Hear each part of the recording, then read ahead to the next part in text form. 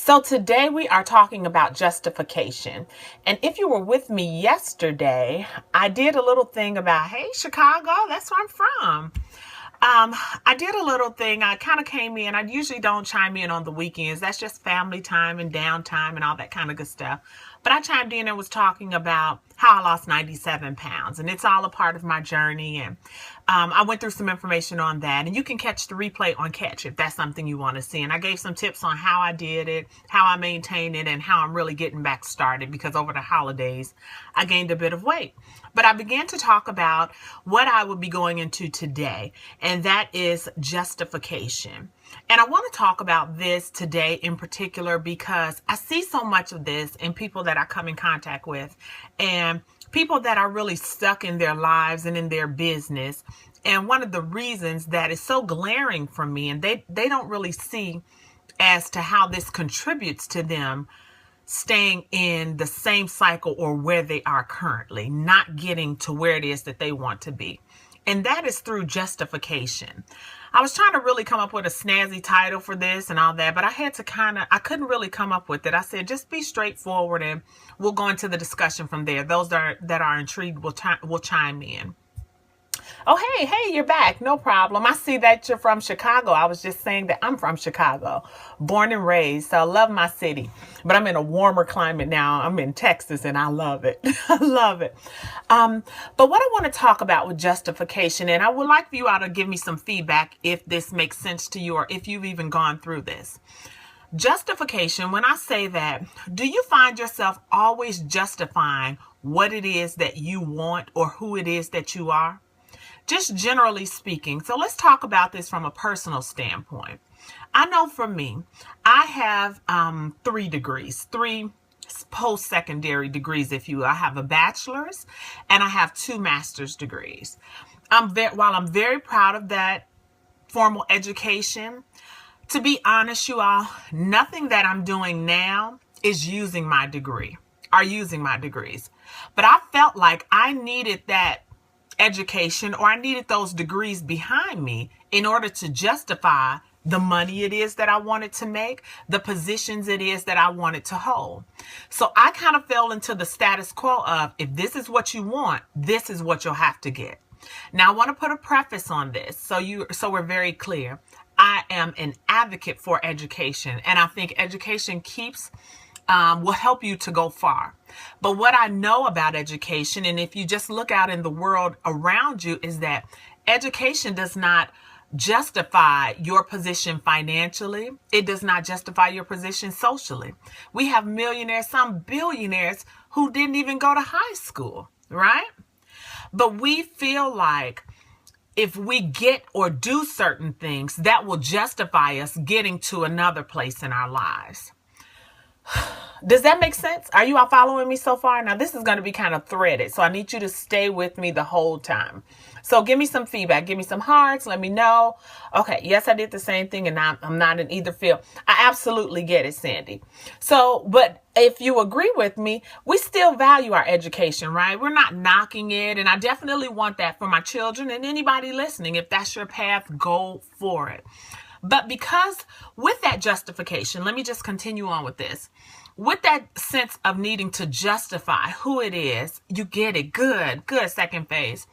With that feeling of needing to justify who it is that we are, we went after that education and who it is that we wanted to be. We went after that education because if you're like me, you heard all your life, this is what you need to go ahead and to go and excel in life. But what I found out in my life is that you are justified by your mere existence. You don't have to have or do anything for anybody to prove that you are worthy of what it is that you want. All you have to do is go and get it. Now, there are some things that, of course, you have to do in order to get certain things. So, for example, I think education is absolutely justified and needed. Yes, it is. Thank you, second phase. I definitely think education is definitely needed. Let's just say if you wanted to be a doctor, right? I don't want anybody who just said, hey, I want to be a doctor, and then they just go and start doing it. Some things I absolutely think that you need some types of formal education for. But there are some things that you can just go out and do. You can just go out and be, and you can just go out and excel at without any justification behind you. Now, the reason I brought all this kind of stuff up, so I don't want to go too deep into that because I don't want to go into a presentation or anything like that. I realize this is not the platform for that. But the reason I want to go into that is, or preface this whole conversation with that, is because I want you to think about how we justify other parts of our life, and how that kind of holds us back. Because if I know when I wanted to first be a speaker, when I wanted to jump out there, now I feel like having 3 degrees is a phenomenal thing, right? I think that would kind of qualify me to go into any room or sit at just about any table. But when I was ready and said, forget it, I'm ready to take the leap, I want to go after my dream and be a speaker, I felt like I needed to go do some more in order to justify me being a speaker, in order to prove that I was worthy, in other words, of being a speaker. So I started clamoring and looking for information saying, how is it that I do this? What more qualifications do I need? But this is who I am and what I do innately. I was born to do this. I did this for so long without even getting paid. What is it about me? What is it about us that we feel like we need to prove our worthiness before we move forward in our dreams? Do you feel like there's an area in your life that you're holding back on because you feel like you need to prove yourself worthy of it before you do it? Has there ever been anything in your life that you've done that with? Give me some feedback. Let me know. Think about it. Maybe email me later, write me now, but let me know. I really want to know if there has been an area in your life. If there has been an area in your life like that, what are you doing about it now? What are you doing to change your mindset around that? What are you doing to change your mindset around your worthiness? We don't need anybody else to qualify us in order to, yes, Sandy, I think we all have. What I'm trying to get at is that we don't need anybody or anything to qualify us for what it is that we want.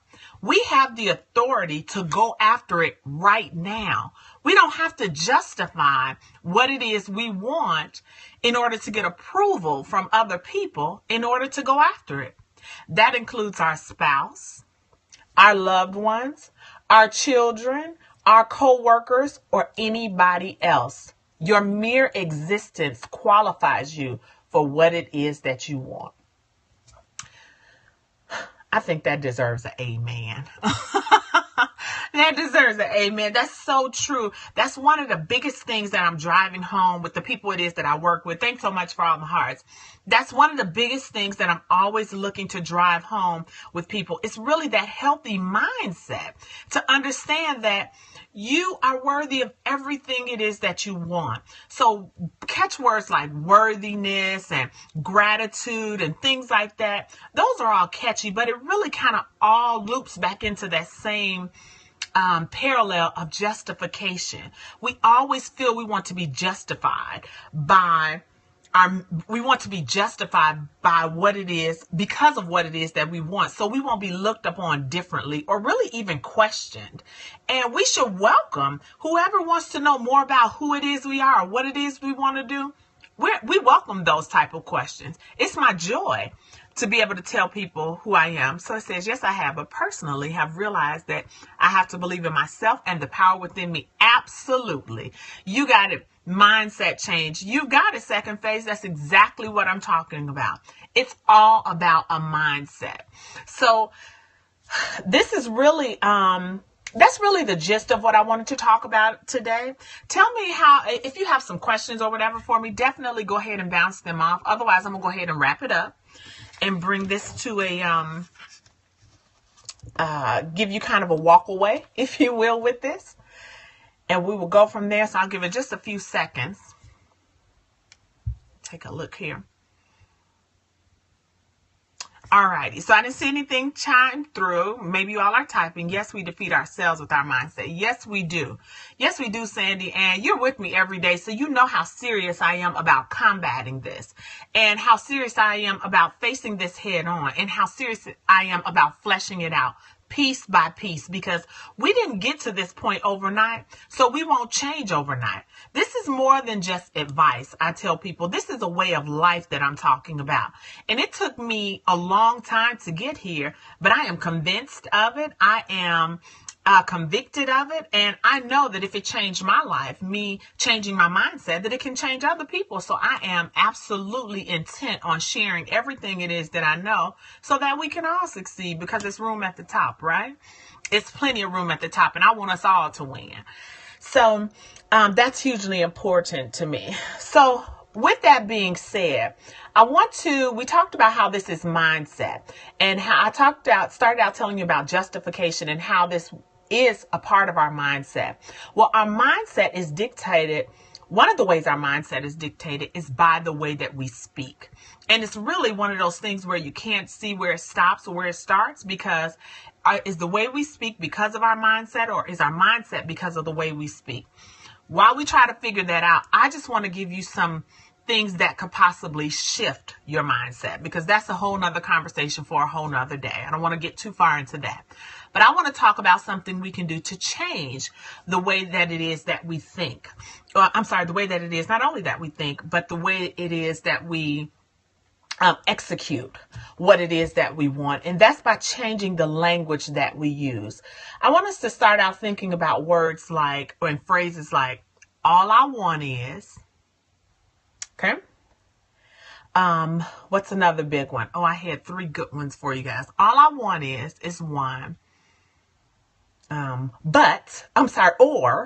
Or is the other one. And oh gosh, the other one escapes me. I can't think of it. But let's start with all I want is. Whenever we talk about, for example, I remember the lottery was just like billions of dollars, whatever it was. A whole lot of people were saying, shoot, all I want is a couple of $1 million and I will be straight. Well, while that may seem harmless on the top, or, to kind of initially when you hear that, why are we discounting? Why are we reducing ourselves to all I want is? That immediately takes away the largeness of who it is you are and how you could be living. Why can't you have it all and do whatever you want with it if you choose to give it all away? But because we don't want to be seen as greedy, we justify what it is that we want by saying things like, all I want is. And in reality, what we're doing is saying what it is we think we can have or are worthy of versus what it is that we really want. And that's never a good idea. Be bold enough to ask. And when I say ask, meaning whatever higher power it is that you believe in, because of course there's work associated with it, but I'm just talking about the spiritual aspect of it. Be bold enough to ask for exactly what you want, not what it is that you think you can have, not what it is that you feel justified at the moment to have. Okay? Does that make sense? And then the other one that I thought of was or. We always want to either or. Forget. Anyway, he blesses me comes to mind. Yes, I like that so much. The other one I'm talking about, or the other one that I see that I would suggest you consider eliminating from your vocabulary is the word or. It's always this thing where we bring up, I'll take this, or if I can't have that, then I'll take this. Forget that. Take it all. It's all yours to have. You can have whatever it is that you want. But again, because we don't feel justified, because we feel like we'll be looked at funny, we want to kind of either or ourselves. But what if you could have both? Have you ever challenged yourself and said, I'm going for it all. And when I get it, I'll do what it is that I want to do with it, no matter what other people think of it. Here's the thing I want to leave you with. Not only are we not doing that for ourselves, but we're living a hypocritical life in front of our children. Think about it. Don't hang up on me. Stay with me. I'll tell you why. Because if this was our children that had a dream, that wanted to ask for something, there is absolutely no way will we allow them to reduce themselves to think that they couldn't have it. Not only that, we will do everything in our power to make sure that they did have it. Well, why are we not giving ourselves the same attention? Why are we not giving ourselves the same intent behind it? We can absolutely do it. Our children are learning from us. Words don't teach. Actions do. We live through the clarity of our examples. We teach through the clarity of our example. So what you think you're teaching your children, they're watching you more closely and mimicking that in some other part of their life. So before I get off into a presentation or a sermon, I'll go ahead and wrap it up with that. I hope that was of some value to you. Thank you so much for staying engaged through it the whole time. I want to know what it is that you want to talk about. I don't want to keep throwing topics on you that perhaps aren't relevant to you at the moment or that are not of most value. So what would be helpful to me is if you told me what it is you want to know more about, how it is that, what it is that I could talk about that would be most helpful to you. So if you want to do that, please do email me at Sherlyn@YourMoreThanTheirMother.com, or you can go to my webpage, YourMoreThanTheirMother.com, chime in and hit contact me, whatever works, or definitely you can always chime in right here on this video, right underneath. If this is YouTube or on Periscope, right at the bottom, whatever works for you. So in the meantime, I am going to jump off here because I have quite a bit to do today. I hope that you can get back to your day with this bit of motivation and hopefully these tools that will help push you towards your goals just a little bit quicker than perhaps you would have gone without them. Alrighty, so in the meantime, it's time to move beyond everyone else's expectations of who you ought to be and become the woman you thought you could be. I'll see you tomorrow at 11 Central Standard Time.